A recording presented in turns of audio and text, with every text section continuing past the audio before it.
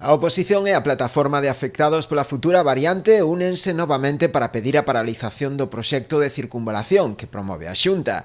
Teñen solicitado para este luns a celebración dun pleno extraordinario no que volven a exixirlle ao equipo de goberno o cumprimento íntegro do acordo plenario de outubro de 2020, no que pedían un estudo independente do trazado que analice as tres alternativas existentes e tamén o impacto ambiental da obra. Este goberno local tennos moi acostumados a facer proxectos en contra da xente e sen contar coa súa opinión.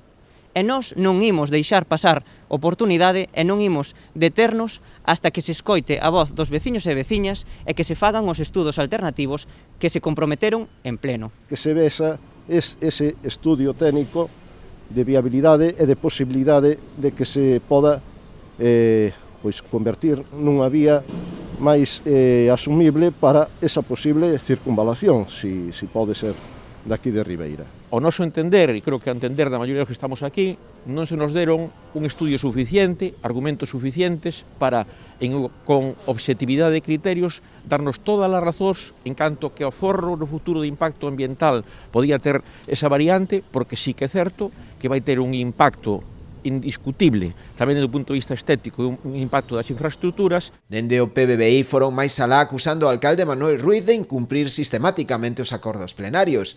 E o seu voceiro Vicente Mariño mesmo deixa entrever unha posible moción de censura. Que el Partido Barnaza Independiente está dispuesto a hacer todos los sacrificios que haya que hacer para que esas actitudes antidemocráticas cesen. Y si hay que mover ese equipo de gobierno, hay que moverlo. Se están incumpliendo acuerdos plenarios y eso es muy grave. Se está incumpliendo lo de la variante y el otro día, por segunda vez, delante de todos los medios, se ha dicho que no se iba a cumplir otro acuerdo de una moción.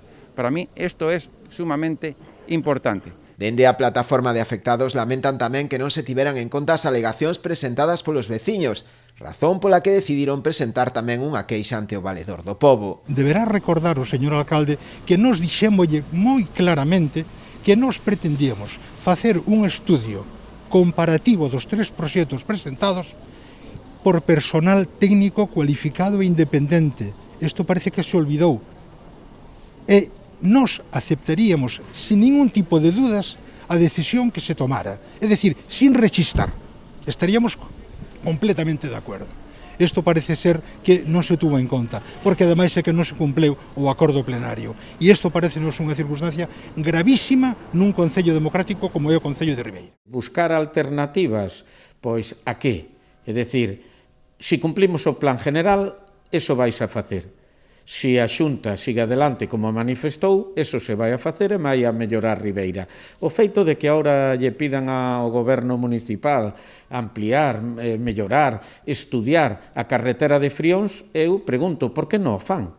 É dicir, o Bloque e o PSOE gobernan na Diputación, esa carretera é da Diputación. Tuveron todos estes anos para intentar facelo. Polo tanto, o intentar decirlle aos veciños ou ao pueblo de Ribeira que esa actuación que non ten ningún tipo de estudio, nin proxecto, e que non sabemos cando se acabaría, se no ano 27, no 28, no 25, vai a evitar que se faga o que prevé o plan general e o que a Xunta, despois de estudios minuciosos, pretende para mellorar o que é a nosa entrada e salida en Ribeira, simplemente enganarse ou intentar enganar a alguén.